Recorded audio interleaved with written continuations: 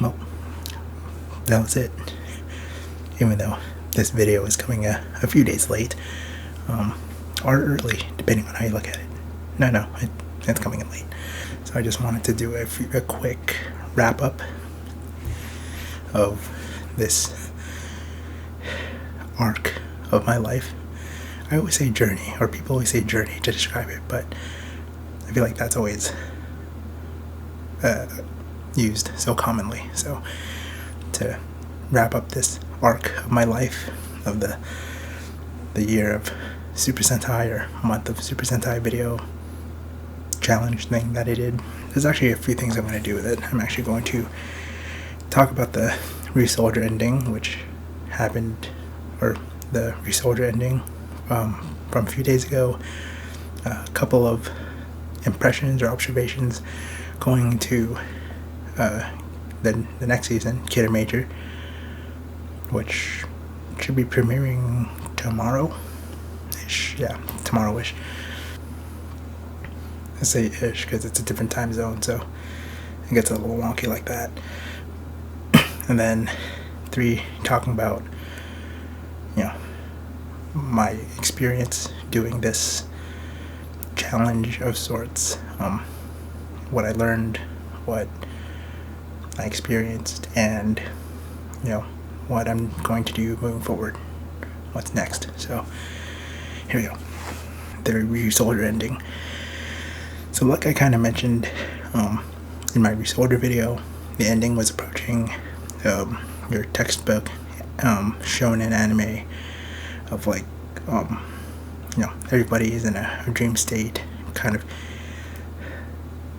getting to live out their dream and having this like almost manufactured or fake happiness, kind of like Naruto Shippuden, and in the end they pulled the Mangekyo Tsukiyomi, putting everybody in a dream state, a world of no pain, and kind of covering this idea of human will, I guess. And if you want something in life, it's only worth it if you put in the work, kind of a deal. And even has like the idea of like connecting with people, even though it's like kind of textbook and common. And I love it. I'm a sucker for it. If I were to make something, I'd go that direction for an ending. I guess while I'm on the topic of textbook shonen, it had a few callbacks to Neon Genesis Evangelion, or I felt like it had a few callbacks, because so maybe in Japanese culture in general, purgatory, or like that, what is it called, in between two things, or when you're in limbo, it's kind of depicted as like an ocean or something. I mean, you kind of see it in Kingdom Hearts. You definitely see it in just as Evangelion. And then they kind of did this with Resoldier, where Cole, the Red Ranger, is standing in like a lake or something and talking to the entity that the other Rangers are fighting, and that basically killed him.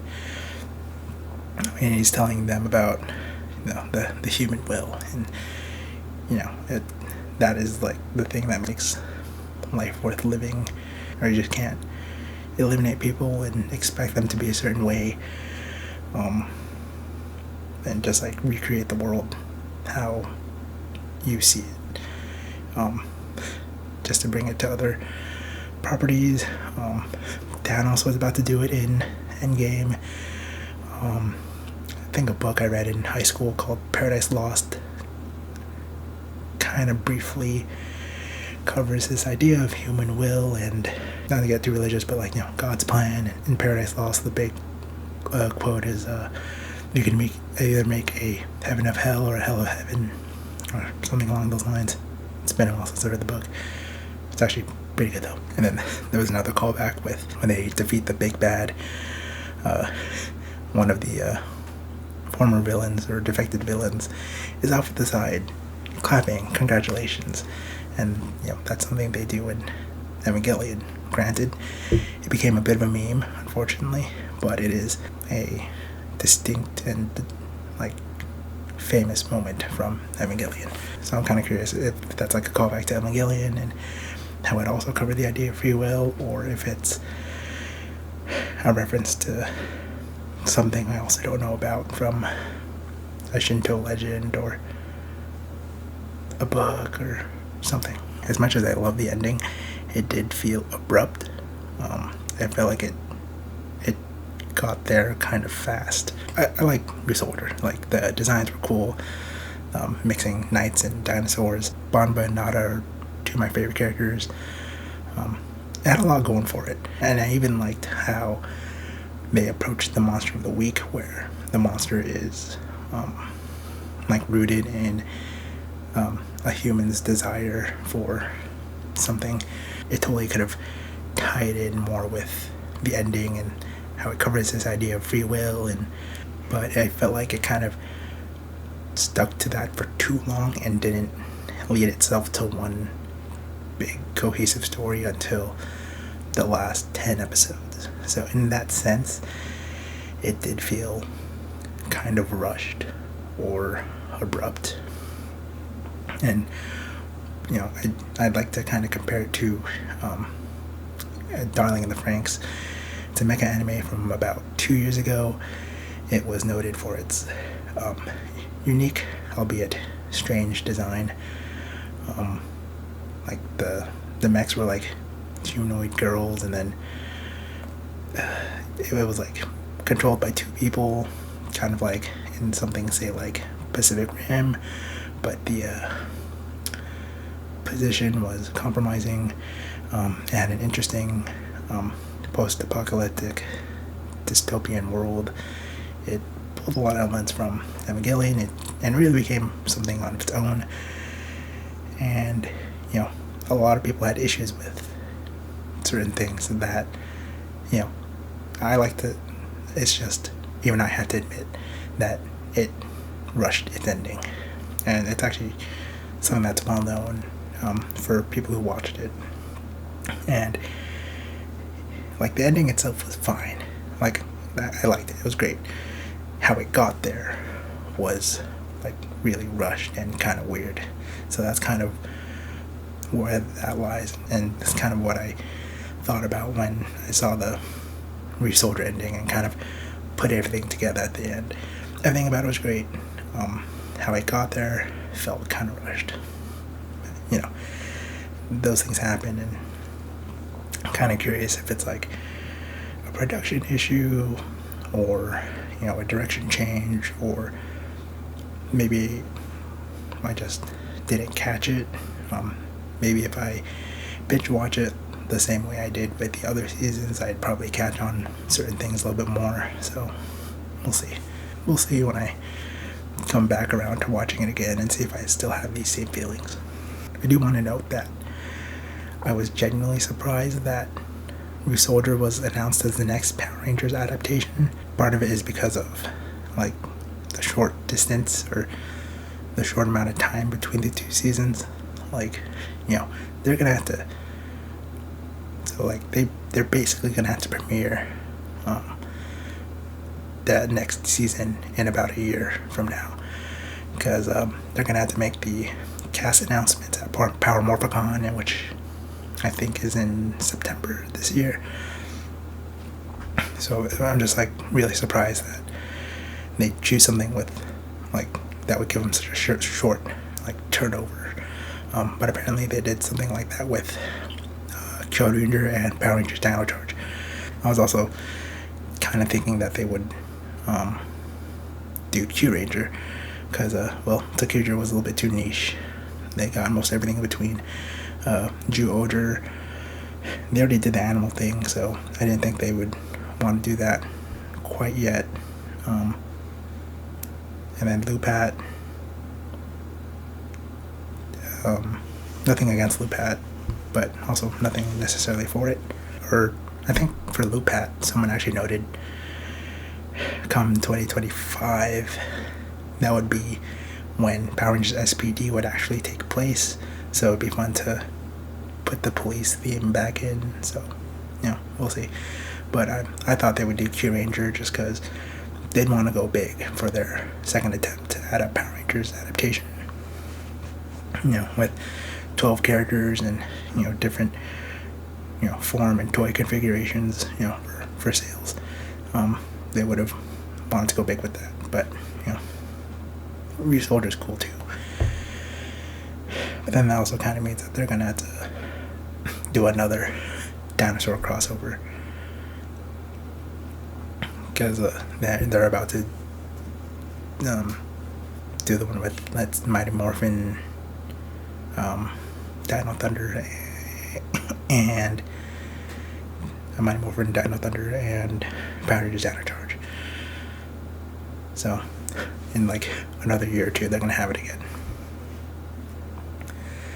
I also thought they were going to save Resoldier for the 2023 year, because that would be 30 years after the debut of Mighty Morphin Power Rangers, which is the very first Power Rangers and also dinosaur themed. But that's what I thought they were going to do. Yeah, despite some of Resoldier's shortcomings, it definitely had gems. Actually, any of them. Actually, all Super Sentai or anything I consume has gems. Speaking of gems, the next Super Sentai, Machine Sentai Kid Major. I would have done a pose, but I didn't really think about it. As of today's recording, March 7th, it hasn't premiered yet. It's premiering tomorrow. So I only have the trailer to go off of. And, there is a clip from its episode 0 special, which aired alongside the Versus crossover, which would normally have a preseason cameo, but for marketing, I guess they did add its own separate special alongside the movie, which again, I think Kamen Rider also started.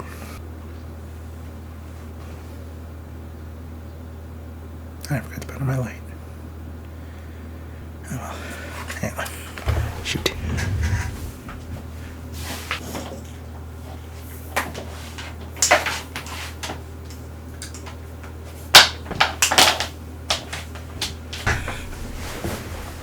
There we go. I don't even know if anyone notices it.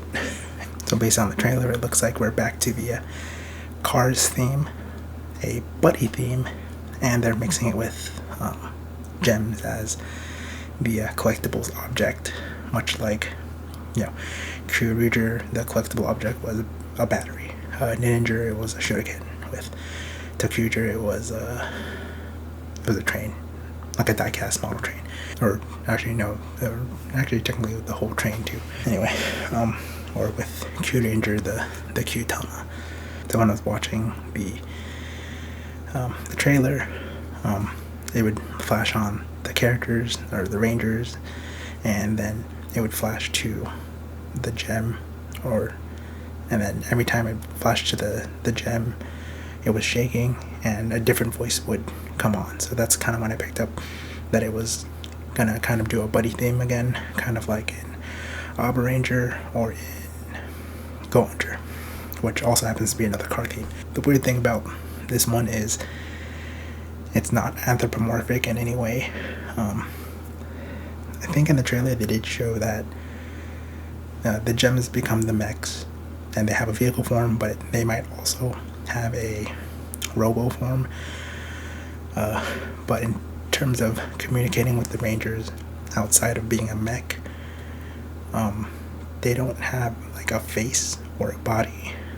So that's kind of something a little bit different, because at least with Abba Ranger, it was a dinosaur, so it had a face, it had a mouth that could move up and down. With Go Ranger, it at least had eyes, and it even had like a animated hologram version that they could talk to. It's a little bit different, so but I'm still excited to see where it goes. Given that it is a car theme, I would love to see a crossover with Turbo Ranger, Car Ranger, and Go Ranger, the other car-themed Super Sentai, even though I'd never seen Turbo Ranger. Something funny that I saw, according to the wikis, the person who is playing their mentor, I wondered why they looked kind of familiar. And everyone remembers, I think think like 2016, 2017, there was a funny video. It was like PPAP, like pen, pineapple, apple pen. That comedian is playing their mentor. So, no, it was just kind of funny. I'm like, why does this guy look kind of familiar? And then I looked it up and was like, what? Oh, he's playing it? I think his stage name is like Pico Tower. I think we're kind of in for a humorous season. Okay, so there's actually one thing that I noticed that got me really excited. So when I was watching the trailer, when they're showing the different characters, we see the Green Ranger, she runs on track. Or on her jersey, it says Scratch on it. So Scratch is the company that the Geki Rangers were under freaking 12 years ago. Or 13 years ago. And it even has like the little Scratch logo of the tiger claws. And the reason why that interests me is because I wonder if there's any significance to it. Because when I saw it, I didn't do any like crazy speculation, like thinking, oh, she's like the daughter or relative of a Geki Ranger or something like that. I just kind of thought, or is this an effort of like additional world building, just to connect all the Super Sentai together a little bit more in smaller, more subtle ways. And I feel like the MCU and even the CW DC shows do that actually pretty well. And one example that kind of popped into my head when I thought of like world building is actually from the Batman animated series, and it's actually with the Static Shock crossover. And it was like a really subtle line that I didn't pick up until way later. Static Shock was asking Batman, oh, where's Robin? And then Batman says, oh, he's with the Titans. And Static's like, the who now? And then Batman just goes, you'll meet him again someday. So then when he says the Titans, that's when Teen Titans came out, and was that like 03-ish? So like small subtle hints and jobs like that, just to connect the worlds a little bit more, I'm all for. But I don't expect any like super deep connections. I was reading the wiki, and apparently this isn't the first time the Scratch logo has appeared outside of the Geki Ranger series. They said that it may have appeared in a Gokaiger episode where they're in a mall, and then there's Scratch merchandise, which Gokaiger gets a pass because that was the tribute season, and especially if it happens to be on the Geki Ranger tribute episode, then it makes all the more sense. Apparently we see it we might have seen it in Bokenger, but Bokenger did cross over with Geki Ranger, so that gets a pass. Apparently it also showed up in Tokuger because the guest character for that episode was like a representative for Scratch or something. But that was a fun Easter egg because the actor who played that guest character was one of the actors from Geki Ranger, and it was actually the actor who portrayed Geki Chopper, the White Ranger.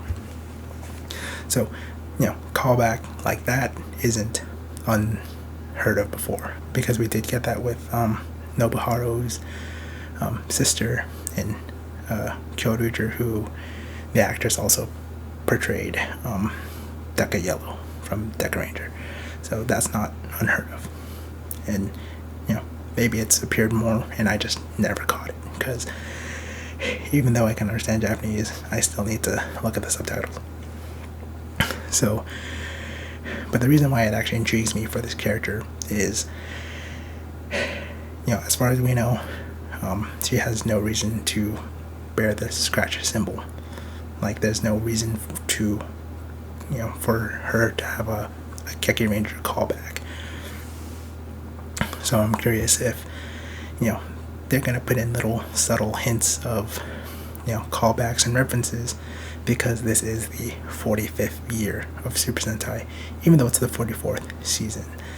So I'm really curious if that's like a mini tribute thing, or, a little bit of tightening up the world building, which I would really enjoy, because I'm a sucker for Easter eggs, because MCU DC kind of spoiled me with that. But so we'll see. I'm looking forward to seeing if I can catch more. So yeah, that kind of does it for Kidder Major until I watch it.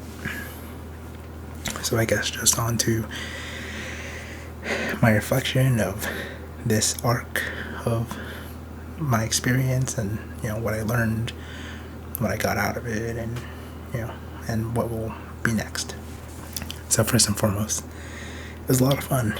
I enjoyed going back and watching and experiencing the series for myself, because I'd spent so much time just reading about it that it was finally time for me to just experience it for myself and just watch it. It kind of did some interesting things, like in terms of, I guess, like functionality. It kind of taught me time management, that I had to set aside at least 1 hour a day if I were to achieve my goal of watching all the Super Sentai by a certain time. Like, kind of the idea of consistency of, if I just keep going at it over time, it'll finish, and I'll just be knocking seasons and episodes out. Because I think Chris Pratt said something like, how he lost all his weight was, time's gonna be going by whether you're doing something or not, so you might as well do something. So if you're doing something at a time, as time passes, you'll have already done so much. So, and I kind of did this with anime and shows I've been meaning to watch before I did this with Super Sentai. It's just, I just applied it to like a larger scale, because it was like I had the overall goal, and then sub goals, and then even smaller goals. Sadly, I didn't quite get all of it in February like I hoped I would, because I thought it was funny that, I watched 29 seasons in the past year. So, video per day, and it happened to be a leap year, so February would have 29 days, one season for each day. But to be fair, I fell off right off the bat, because I was like behind like a whole day for like half of it, and I caught up, and then fell behind again, and then the real one that stung was that Jetman did not finish uploading on the 29th. On the timestamp on it says March 1st, which I'm a semi-completionist, so something small like that does kind of sting. But I guess it can be a nice parallel, because I didn't have a chance to watch Jetman in 2019. I had to watch Jetman in 2020. So kind of like a small parallel there, I guess. Two things. I was in a rough spot because of the Kobe tragedy that I kind of mentioned in my Georgia video, and then I was sick for like the first half of it. So, I felt like I just didn't do it right. I just didn't do it well. My voice was sucked. Well, I guess it still kind of sucks now. I don't know what it is. It's just dry. Is it winter? Is it just my voice? Is it because I'm actually trying to talk a lot? Or because I'm trying to keep quiet because my parents are in the other room trying to sleep, and just kind of not used to talking a lot? And I don't know, because it wasn't even supposed to be like that. I thought I was going to do a batch recording in all of January while my parents were out, but I got sick, so my voice was shot. The tragedy did not help, and so I had to end up doing it day by day, or technically night by night, throughout February. So it was kind of rushed, so I kind of misspoke on a lot of things. I should have prepped a little bit more before each video, and it's a whole thing. Like, I felt like I could have done better. So I may want to eventually redo this, partially for my own pride, but that doesn't mean to say that it was a waste or that it was bad. In fact, because I kept doing this throughout February, and even though I was like hurting and from the tragedy, it kept me from spiraling, and it kind of kept me together, because I realized when I set out to go on this challenge and I wanted to watch Super Sentai and make these videos, I was still determined to do it because it was in my mind for a whole year. And, you know, come a year later, I wanted to make sure I got it done. And it's not perfect, but I got it done. To me, it kind of shows if I want something and I can put my mind to it, I can go after it, or I will go after it. So in that sense, you know, it makes me want to do more. It makes me want to keep doing these videos, even though there's the bizarre caveat of me not sharing it with a lot of people. That's kind of a catch-22. It's like, yeah, I can do it, but if I'm not sharing with people, then it's kind of defeating the point of it. But anyway, but yeah, anyway, when I was talking about like it makes me want to do more, I think I'll get more to that in the second part of, I guess, fourth part of the video where I talk about what's next. So watching through all those years of Super Sentai, I also did something kind of interesting in that because I would watch Super Sentai and I would kind of reflect on each season. I would also kind of reflect on the year in which that season came out, and then, you know, I would ask myself, oh, where was I during that time? Although for a good portion of it, I would reflect on when I watched the Power Rangers adaptation, so that actually be like a year after. For instance, Mega Ranger came out in 1997, but then I would reflect on when I watched Power Rangers in Space, which was 1998. And that was about 4 or 5 at the time. Mega Ranger being space themed and, you know, rocket ships. It's like, dang, is that why I got into aerospace engineering? And then Car Ranger, you know, the year before, was like, is that why I got into cars? And then, you know, eventually going into something like Geki Ranger, Go Ranger, Shinkenger, and Gosager, they all occurred when I was in high school. So I kind of thought back to that time and kind of reflected on, you know, where I was at the time, what I was doing, and how much I've grown, and then even into the college years of Go Kaiger, Go Buster, Koyuger, and Tokyuger, and thinking about that, and even the recent young adult years like Georger, Q Ranger, Loopat, and being Loopat only like a year before. It was an interesting experience, and I'm glad I did it, and I couldn't have done it at a better time.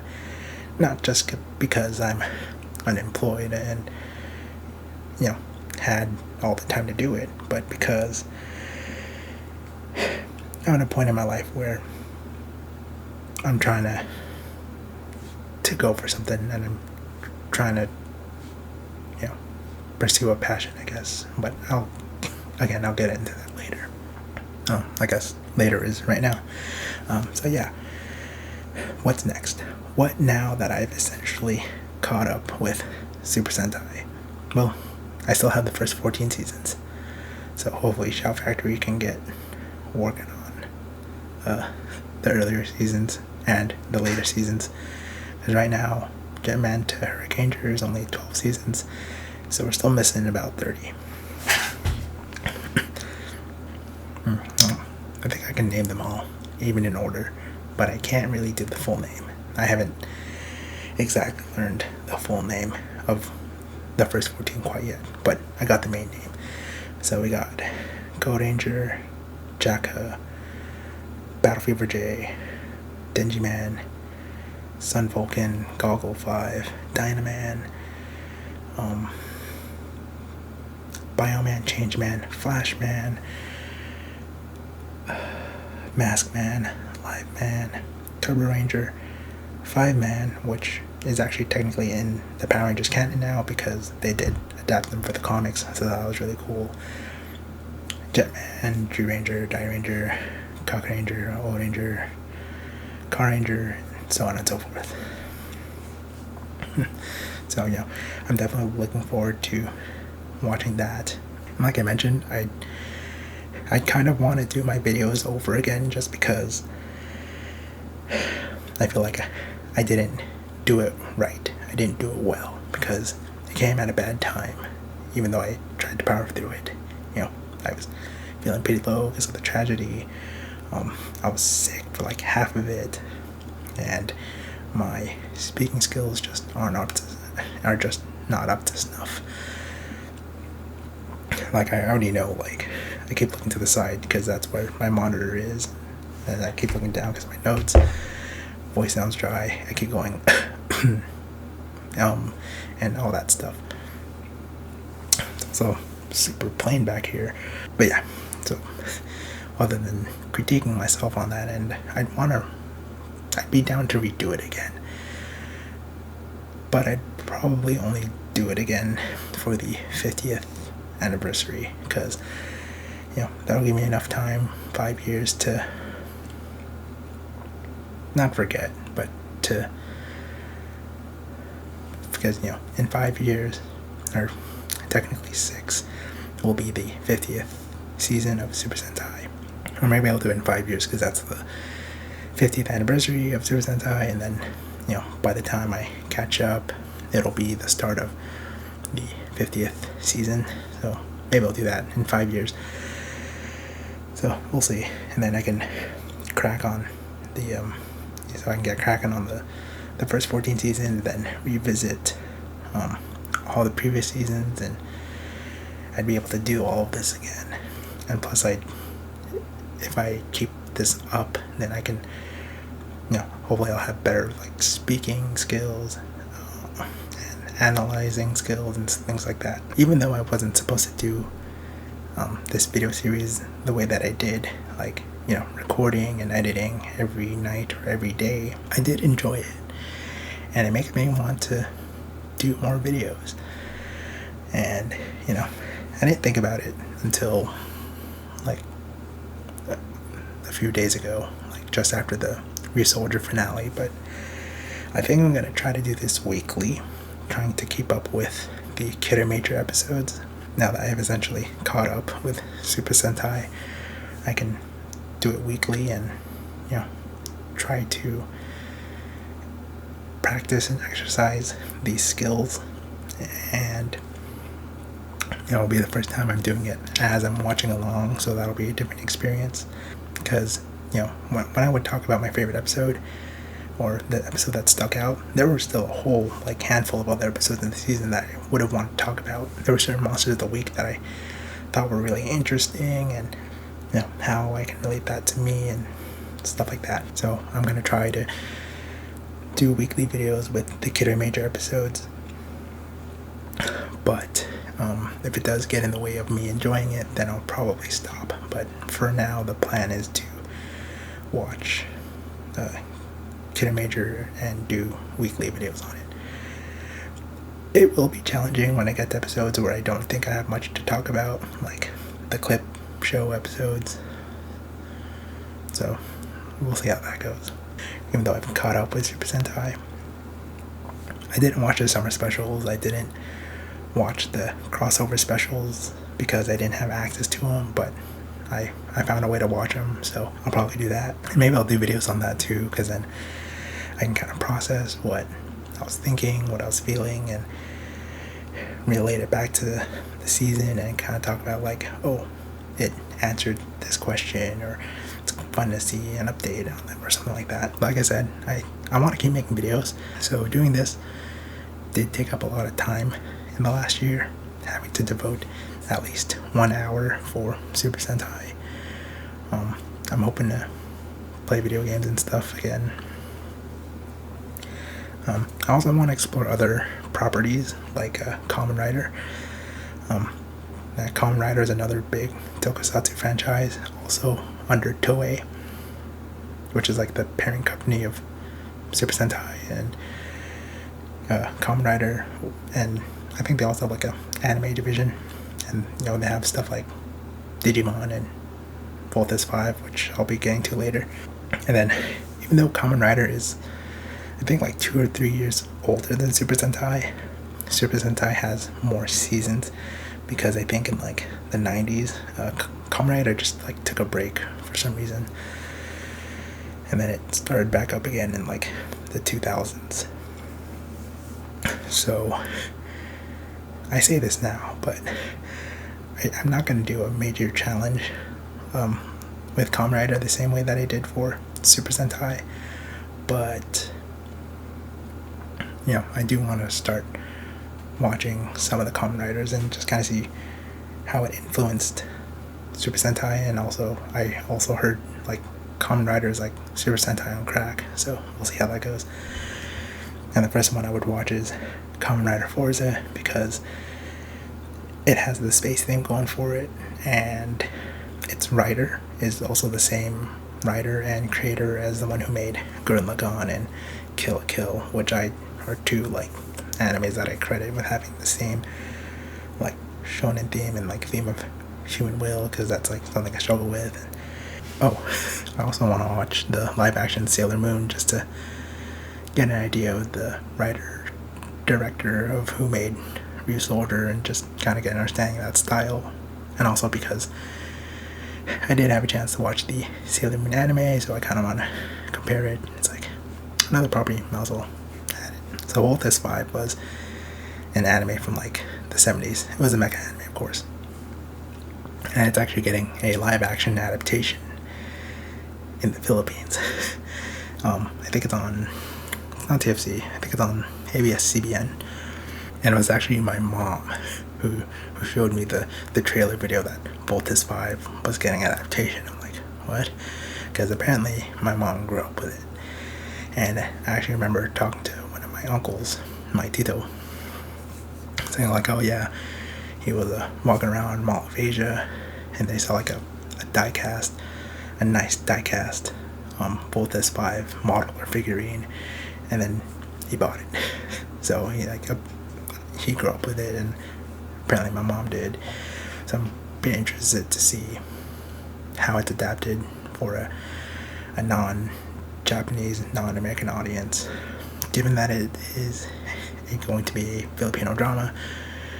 Expecting some weird romance crap, but I'll still watch it, and I'll try to do videos on that, and it might even be a nice bonding moment between my mom and me. So in addition to making videos of other tokusatsu like Sailor Moon, Kamen Rider, Voltes 5, and then other animes I want to watch, or just shows and movies, I actually also want to do something like this for video games. I'm still trying to figure it out. I don't think I'll be going the streaming route, just because if you watch any of the videos, you already know how much trouble I have talking already, enough as it is. Because of the direction and approach that I want to take, it would kind of be counterintuitive to stream the video games I would be playing, because I feel like I have kind of, well, it's hard to say I established myself a certain way, because no one really watches these, but I would say that I have a certain style that kind of says, I don't want to take away too much from the viewer, or I kind of want to encourage, go out and experience it for yourself, kind of a thing. Like I kind of mentioned with Super Sentai, it's like I'd been reading the wikis and stuff for so long that I may as well have just watched it for myself, and I'm so glad I did, even though it took up a lot of time. But anything that takes time should be worth it. Or I forgot where I was going with it. I'm so glad that I put my effort into watching it, and experiencing it for myself. And I kind of did the same thing with things like Kingdom Hearts, or even my MCU videos, where I watched an MCU movie actually every day leading up to the release for Endgame. So I feel like I kind of created a style of like binging an entire franchise, but also experiencing that franchise for myself instead of, going, oh, do I need to play this to understand this, or do I need to watch this to understand this? And then, as adults, we do value our time, yes. I feel like we should try to, not worry about that so much and just experience it for ourselves. Because I remember having, a few friends that they would get so hung up on, well, whether or not a review of a game was good or not, just to see if it was worth their time and money, which I understand as adults we need to make responsible decisions, but at the same time it kind of sucks when it does rob you of a certain experience, good and bad. So I kind of want to, so my kind of approach is not so much for other people to experience the same thing that I'm experiencing, because, if you watch any of my videos, whenever I talk about my favorite episode, it happens to be a mini therapy reflection session for me. But, kind of encouraging people, just go out and experience it for yourself. Don't worry about the review, don't worry about the money, don't worry about the time, just, put your all into it and experience it for yourself. Then you can make your judgments after. So my approach isn't like a review where I'm super analytical or trying to dissect something, although if I'm really interested I'll dive deep into it, but I'm not tearing it apart. I'm just talk about what I liked, what were kind of meh, but I will never bash on it. And it's just going to be your friend, and my kind of approach or style is just your friend who's geeking out to you about some of his favorite stuff. I would hope that the people who watch it kind of see what I'm enjoying and not, try to get into the things that I enjoy, but try to get them to enjoy the things that they enjoy, I think is what I'm trying to get at. Because there's something I want to do, and I kind of need to establish myself as someone who does those things. It's kind of like trying to open up a restaurant, but you have no interest in food. I don't know, I love kicking out to my friends, but sometimes I know they don't always want to hear it, so this is kind of the platform where I can do it. Especially because, like I said, if anyone watches the videos, whenever I talk about my favorite episode or favorite moment, it ends up becoming a mini therapy reflection session for me, and it'll be good for me, but also I kind of wanted to do the same thing for other people, kind of encourage them to use whatever they enjoy as a medium to open up and talk about the things that they want or need. I think that's what I was trying to get at. Lastly, I want to make a comic based on Super Sentai, and I'm hoping that it can inspire and encourage people the same way that Super Sentai and other comic book superhero stories, or just anything I consume really, have done for me. So why do I want to do this? It's funny because I got into a discussion with my boss about think about your why. Why do you want to do the things that you want to do? There's so much more to just making money in this life. What can you do with your time and your talent? And it made me really think, and paired with the Kobe tragedy, it really made me want to put my all into pursuing this, into releasing my comic and pursuing that endeavor, which I have yet to talk about. I'll save that. So this will kind of be its first form, I guess, because I think for me it helps me as a writer. It helps me, I wouldn't say writer, storyteller, someone who's just an overall geek who likes to geek out and have fun with things, and where I got my inspirations and kind of feeding my creativity. But most important, it's just me being me. And I hope to inspire and encourage people the same way that shows, movies, comics, anime, music, whatever has inspired me and has managed to help me with my issues and help me to keep going in the same way that all these things have. I don't think it's going to be something that's done overnight or over in a year. It could take several years. And if I'm lucky, it's something I get to do for the rest of my life. It's not going to be easy. It's going to take a lot of time, effort, blood, sweat, tears. But I think it'll be worth it. No. It will be worth it. Because at the end of the day, it's just me being me. And, I hope to help and connect with people in the process. And I'm kind of hoping that, I get to look back on this video several years later and just kind of see how much I've grown, how much I've changed. And, by the time I watch the video again, years down the line, I can say, yeah, I ended up doing it. Good job, you. That came out a little weird, but it made sense in my head. Hopefully that was coherent enough.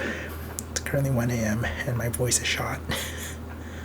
So, see you soon.